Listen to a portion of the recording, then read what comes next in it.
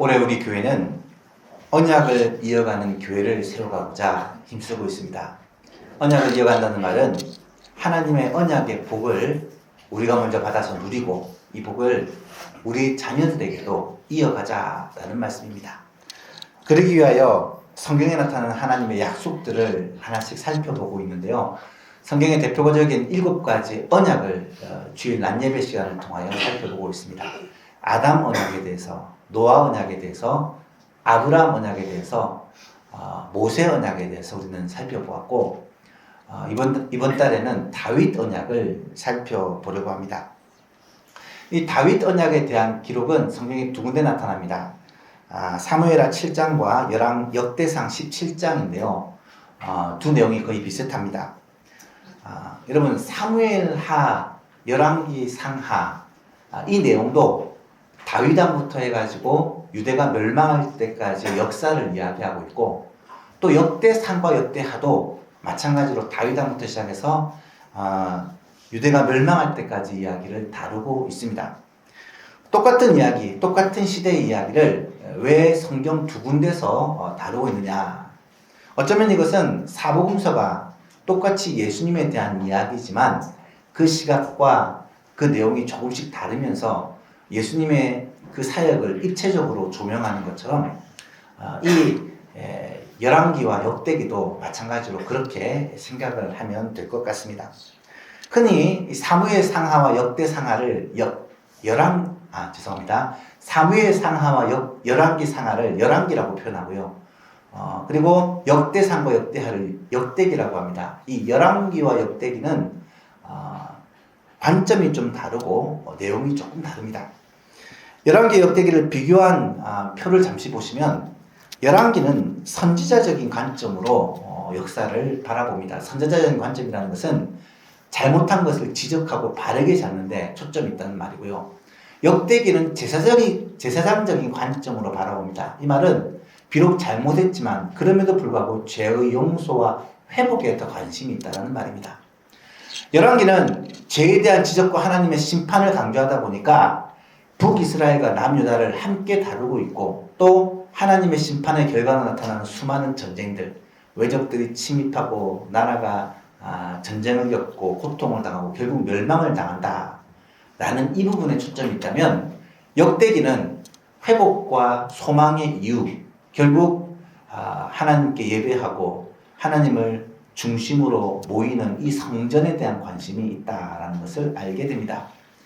쉽게 말해서 열왕기는 왜 이스라엘 백성이 남유다가 북이스라엘이 멸망했는지에 초점이 있다면, 역대기는 그럼에도 불구하고 왜 회복할 수밖에 없는지에 초점이 있다라고 말할 수가 있는 것이죠. 이렇게 서로 다른 관점과 내용을 가지고 있기 때문에 이 이스라엘 역사가 더 재밌다라고 말할 수가 있습니다. 그렇다면 이 다윗 언약은 열왕기와 역대기 중에 어디 나타날까? 두 군데 다 나타납니다. 말씀드렸듯이 사무엘하 7장과 역대상 17장에 나타나는데 똑같은 분량입니다. 29절, 28절이 거의 비슷한 분량이고 또 자세한 내용이 다 기록이 되어 있습니다. 그런데 우리에게 좀 더 익숙한 성경은 사실 사무엘하 7장의 내용입니다. 아마 들어보시면 많이 들어본 내용이다 라고 생각을 하실 거예요. 사무엘하 7장 익숙한 것을 다루지 않고 오늘은 열왕기 역대상 17장 말씀을 다룰 것인데요. 거기에는 이유가 있습니다. 여러분, 사무엘하를 보시면 유다 왕이었던 다윗이 온 이스라엘의 왕, 통일 이스라엘의 왕으로 등극을 합니다. 처음에는 유다 지파의 왕이었어요. 그런데 전체 나라를 통일하고 전체 이스라엘 백성들의 왕으로 그렇게 세움을 받습니다. 왕이 되고 나서 다윗이 제일 처음 한 일이 무엇이었을까요? 언약궤를 다윗성으로 가지고 오는 거예요. 언약궤가 당시만 해도 산에 사는 아비나답이라는 사람의 집에 오랫동안 머물러 있었습니다. 그 언약궤를 빨리 예루살렘 다윗성으로 다시 드리고자 했습니다.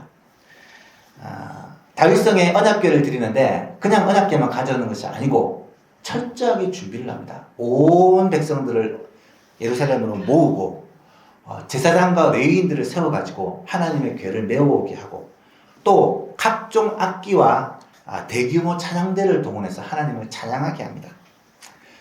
그렇게 언약궤를 위해서 다윗의 하나의 장막을 짓고 새 장막을 짓고 그것을 우리가 흔히 다윗의 장막이라고 그렇게 부르는데요. 그곳에 언약궤를 모셔둡니다.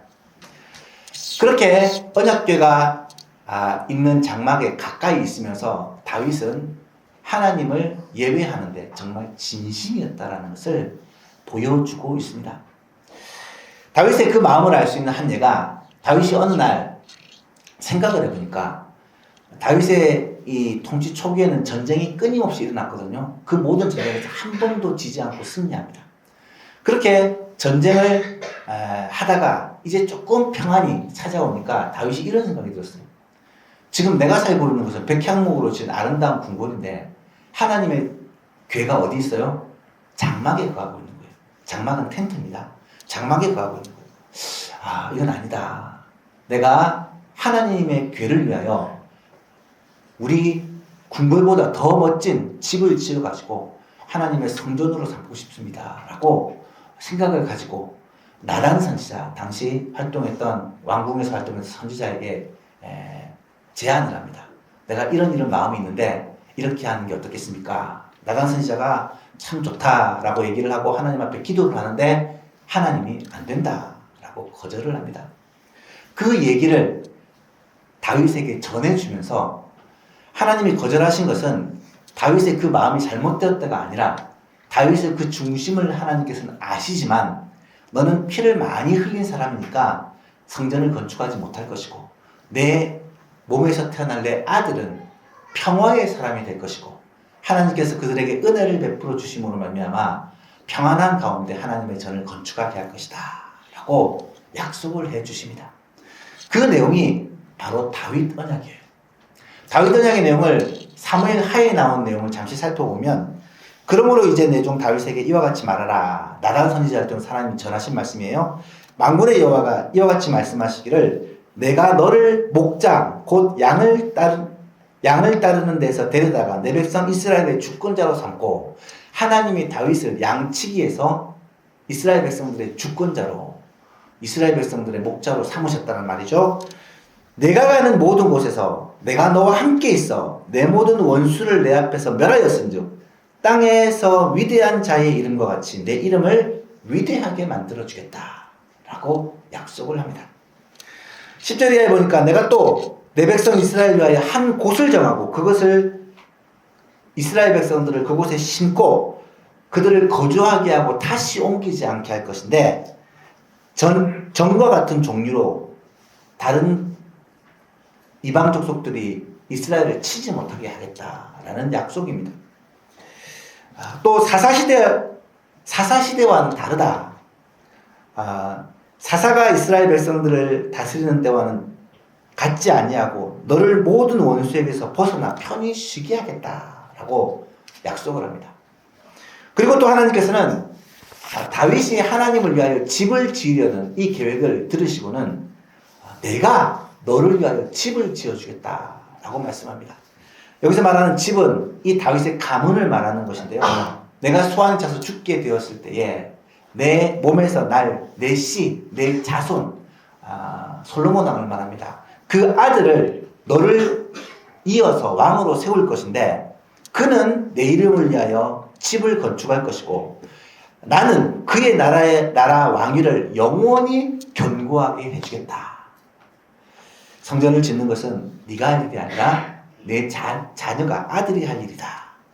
나는 그 아들에게 아버지가 되고 그는 내게 아들이 되리니 그가 만일 죄를 범하면 내가 사람의 매와 인생의 채찍으로 그 왕을 솔로몬 왕을 징계하겠지만 내가 내 앞에서 물러나게 한 사울에게서 영광을 빼앗은 것처럼 이 솔로몬에게서도 영광을 완전히 빼앗지는 아니할 것이다. 마지막으로 내 집과 내 나라가 내 앞에서 영원히 보존되고 내 왕위가 영원히 견고할 것이다. 이 다윗 언약의 구체적인 내용은 다음 시간에 좀 자세히 살펴볼 것인데 쉽게 말하면 하나님께서 다윗에게 어떤 약속을 해주십니까? 너의 이름을 위대하게 만들어주겠다. 이 가나안 땅에 너와 너 후손들 이 이스라엘 백성들을 심고 평안을 주겠다. 그 다음에 내 아들, 내 씨로 말미암아 이 성전 건축의 역사를 이루게 하실 것이고 그 아들에게 내가 아버지가 되어 그 아들을 돕겠다. 마지막으로 그의 왕위가 영원할 것이다. 이런 약속을 해주십니다. 이 약속들의 의미는 다음 시간에 역대상의 말씀을 통하여 자세히 살펴보도록 하고 사무엘하 7장에 보면 그 후에 하나님의 그 은혜에 감격하여 이 다윗이 하나님을 찬송하는 내용이 나타나는데 그 결론 부분이 28절 29절입니다. 주 여호와여 오직 주는 하나님이시며 주의 말씀들이 참되시니다. 주께서 이 좋은 것을 주의 종 다윗에게 말씀하셨사오니 이제 청하건대 종의 집에 복을 주사 주 앞에 영원히 있게 하옵소서. 주 여호와께서 말씀하셨사오니 주의 종의 집이 영원히 복을 받게 하옵소서 하니라. 참 좋은 말이라서 집에 많이 붙여놓고 기도하기도 합니다. 주의 종의 집이 영원히 복을 받게 하옵소서. 이 말이 다윗 언약에서 어떤 의미를 가지는지 우리는 알고 기도해야 돼요. 모르고 그냥 우리 집이 영원히 복 받았으면 좋겠다. 단순히 그런 표현이 아니고 그런 기도가 아니라는 말입니다. 여러분 익숙한 말씀이죠. 많이 들어본 말씀이죠. 그런데 이 내용이 역대상 17장에도 거의 비슷하게 나타납니다. 표현이 조금만 달라요. 표현이 익숙한 표현이 아니라 조금 다르게 표현하고 있지만 내용은 동일합니다. 결국 하나님께서 다윗에게 약속하신 핵심은 뭐냐? 사실 하나님께서 이미 아담과 약속하시고 노아와 약속하시고 아브라함과 약속하시고 모세에게 약속하신 그 약속을 계속해서 이어나가는 거예요. 하나님께서 큰 민족을 주고 또 땅을, 이 가나안 땅을, 이 땅을 하나님의 백성에게 기업으로 주고 결국은 내 씨로 말미암아 내 후손으로 말미암아 천하 만민이 복받게 하겠다는 내 왕위가 영원히 끊어지지 않겠다는 약속은 바로 메시아의 약속입니다. 여러분 이스라엘이 영원했습니까? 멸망하지 않았습니까? 다윗의 자손이 영원토록 왕노릇을 했습니까? 아니잖아요. 다윗의 자손이 20대 만에 끊어집니다. 나라가 빼앗기고 포로로 잡혀갑니다. 그럼에도 불구하고 영원히 내 왕위가 이어지겠다는 약속은 누구를 통해 이루어집니까? 예수 그리스도. 다윗의 후손이신 예수 그리스도를 통해 이루어졌다, 성취되었다라는 말입니다. 그래서 이것은 메시아에 관한 약속입니다. 결국 구약에 나타나는 이 하나님의 약속의 핵심이 메시아를 통해 성취되게 되는데 다윗의 언약도 그 내용이다라는 것을 알 수가 있습니다. 그런데 오늘 우리가 살펴본 말씀은 이 역대하 17장 내용이 아니라 그 앞에 16장 내용입니다. 왜냐하면 이 내용이 다윗의 언약을 이해하는 데 도움을 주기 때문에 역대하 16장의 내용을 간단히 요약해 보면 다윗이 하나님의 궤를 예루살렘으로 옮겨서 자기가 만든 장막에다가 그 궤를 이제 보관을 합니다. 그런데 그냥 언약궤를 텐트에다 보관하는 것에 그치지 않고 언약궤가 들어올 때 온 백성과 함께 말 그대로 최고의 축제를 벌이며 그 언약궤를 받아들인다, 환영합니다. 그리고 그 언약궤가 놓인 그 장막을 그냥 내버려둔 게 아니라 날마다 하나님을 찬양하는 축제와 예배의 장소로 사용을 합니다. 실제로 다윗은 이 언약궤가 들어온 날부터 매일 하루도 빠짐없이 심지어 어떤 사람들은 24시간 밤낮 상관없이 하나님을 찬양하는 찬양이 끊이지 않았다라고 이야기를 합니다. 실제로 역대상 9장 10장 내용을 보시면 찬양을 전문적으로 하는 레위인들이 얼마나 많았는지 적어도 200명 이상의 찬양 전문가들이 세워져서 온갖 악기를 동원하여 하나님을 찬양하는 예배하는 그런 모습이 나타나고 있습니다. 역대상 16장에도 그 내용을 찾아볼 수 있는데요. 하나님의 궤를 메고 들어가서 다윗이 그것을 위하여 친 장막 가운데 두고 번제와 화목제를 하나님께 드렸다. 다윗이 번제와 화목제를 드리기를 마치고 여호와의 이름으로 백성들을 축복하고 모든 백성들에게 떡과 과자와 음식들을 나누어 주었다. 우리가 앞에서 보았듯이 언약을 맺을 때 제의식을 마치고 백성들과 식사하는 장면이 여기서도 나타납니다. 그리고 4절에 알아보니까 또 레위 사람을 세워 여호와의 궤 앞에 섬기며 이스라엘 하나님 여호와를 칭송하고 감사하며 찬송하게 하였으니 레위인들을 한두 명 세운 게 아니라 적어도 200명 이상 어마어마한 사람들을 세워서 찬양대로 섬기게 한 거예요. 그 중에 아삽이 우두머리고 스가랴와 여히엘과 스미람목과 여히엘과 마따니아와 엘리압과 브나냐와 오벳에돔과 여히엘이라 이런 사람들이 대표적이고 그 멤버들은 찬양대원들은 200명이 넘는다는 거예요. 어마어마한 사람들을 세워서 항상 하나님 앞에서 하나님의 언약궤 앞에서 찬양하게 하고 악기를 연주하게 하고 비파와 수금과 재금 오늘날 얘기하면 오케스트라예요. 총동원해서 하나님을 찬양하고 또 하나님 앞에서 나팔을 불도록 했다라고 기록하고 있습니다. 여러분 이 말씀을 읽으면서 상상을 해보셔야 돼요. 여호와의 궤가 들어오는 그 자리에 다윗이 얼마나 이것을 기뻐하며 감격하며 즐거워하며 온 나라의 축제로 만들고 있는가. 그것도 일회성으로 끝나는 게 아니고 날마다 계속해서 하나님을 찬양하는 축제의 장소가 이 다윗의 장막이 되었다라는 말씀입니다. 그 후에 다윗이 아삽과 그의 자녀들과 함께 찬송한 내용이 7절부터 36절까지 길게 나타나고 있고요. 그 후에 오늘 본문이 등장을 합니다.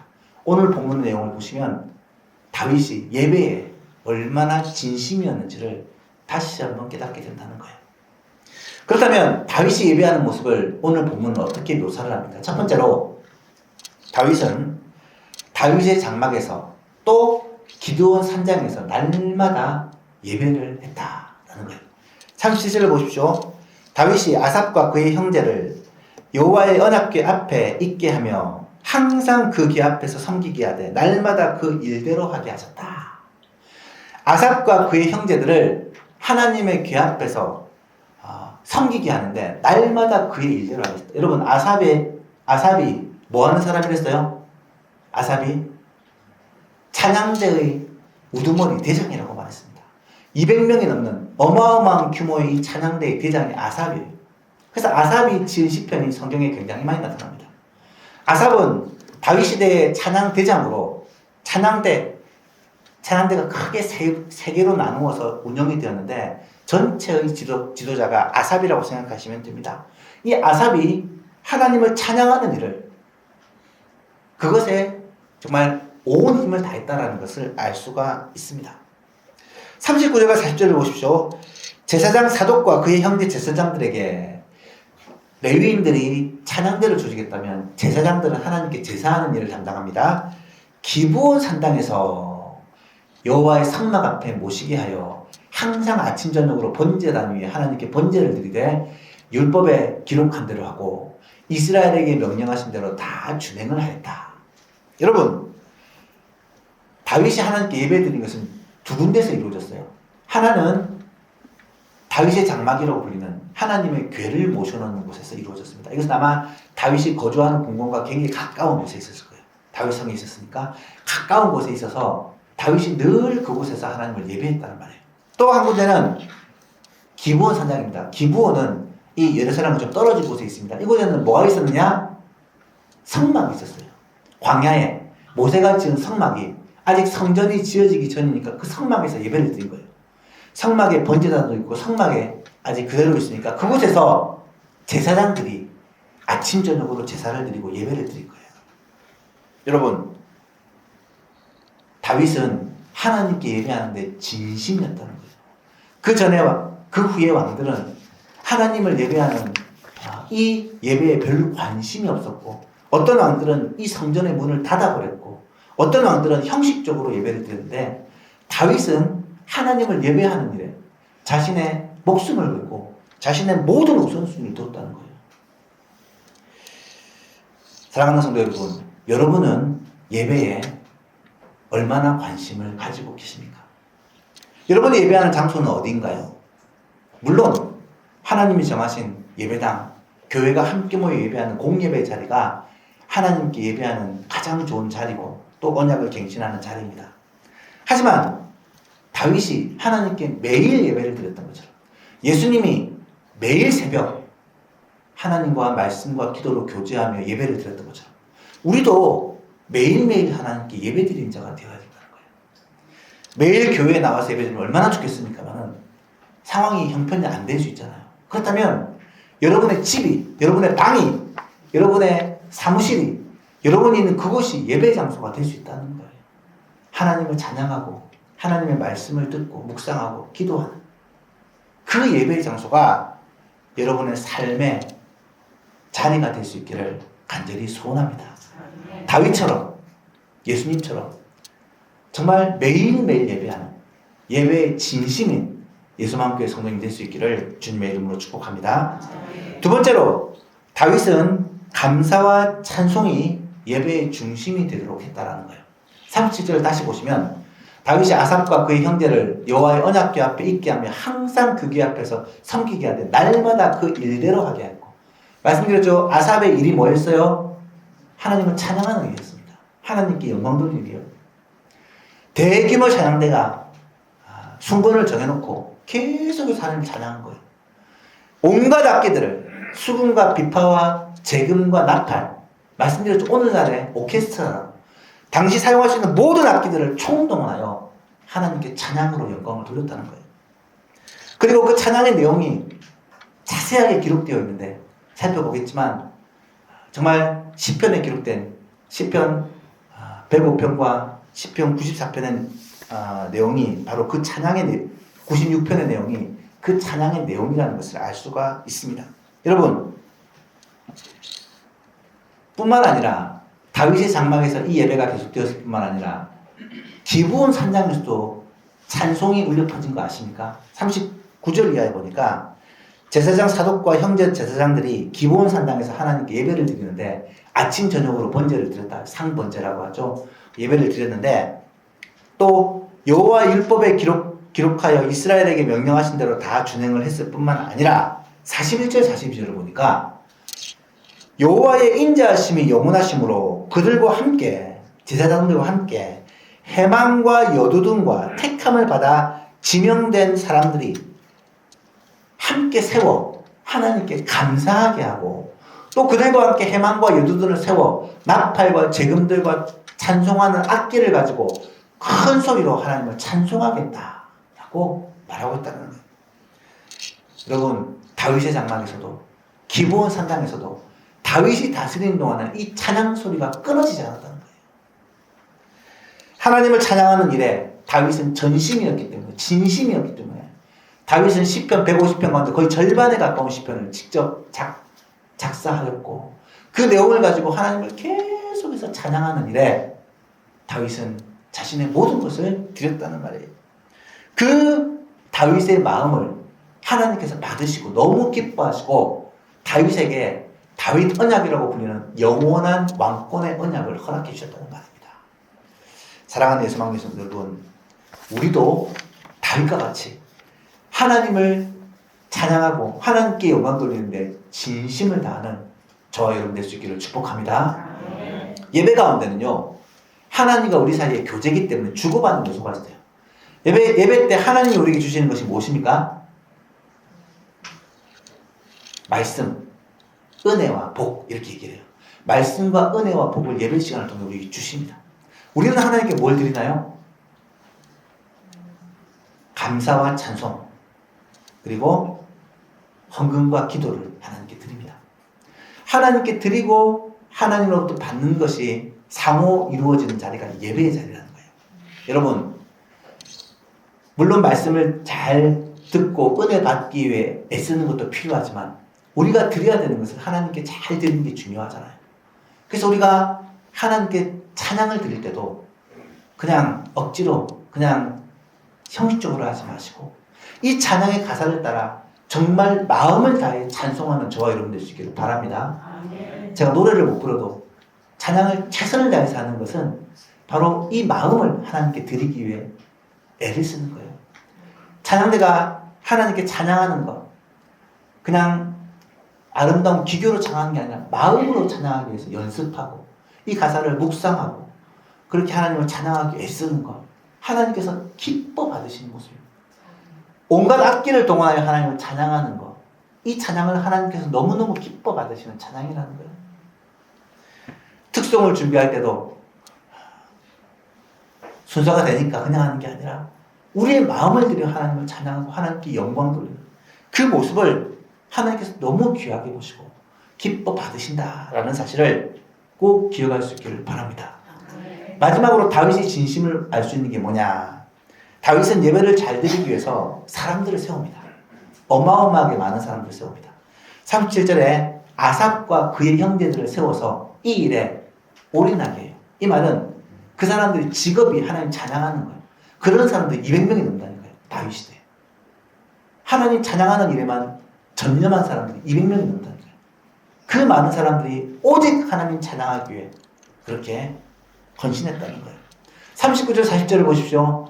제사장 사독과 그 형제 제사장들, 제사장 가문을 얘기해요. 그들은 하나님을 예배하는 일에 아침과 저녁에 번제를 드리고 하나님의 계명대로 하나님을 예배하는 일에 최선을 다합니다.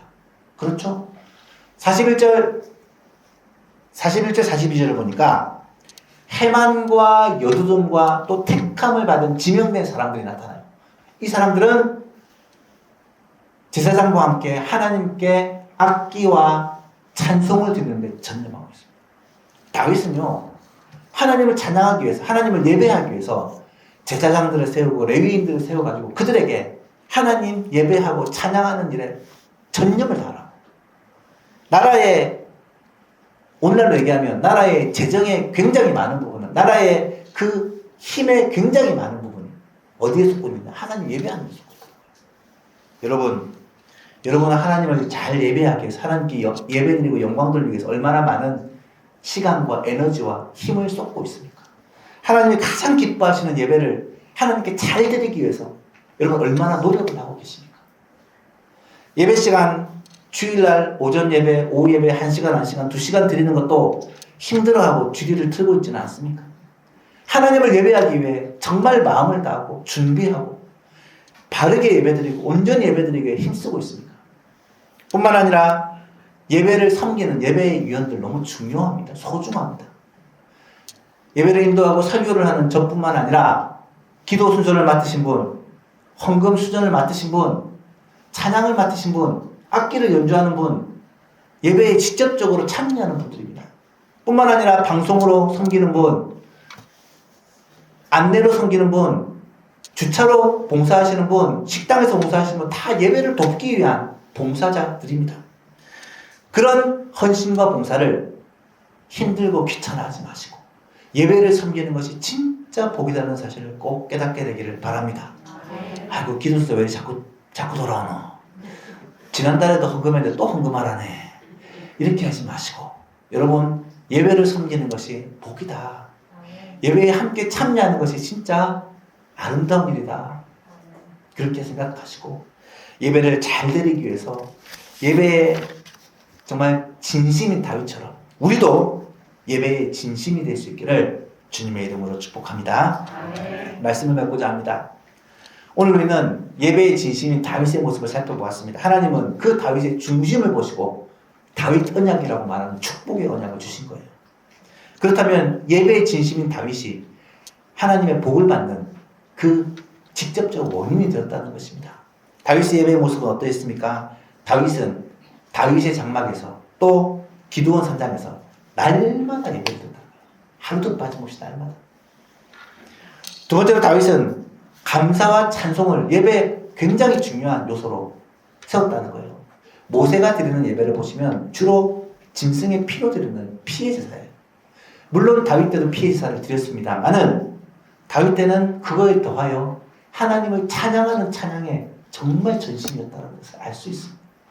세 번째로 다윗은 예배를 더 잘 드리기 위해서 많은 사람들을 세웠습니다. 그들로 하여금 예배를 돕고 섬기도록 했다는 거예요.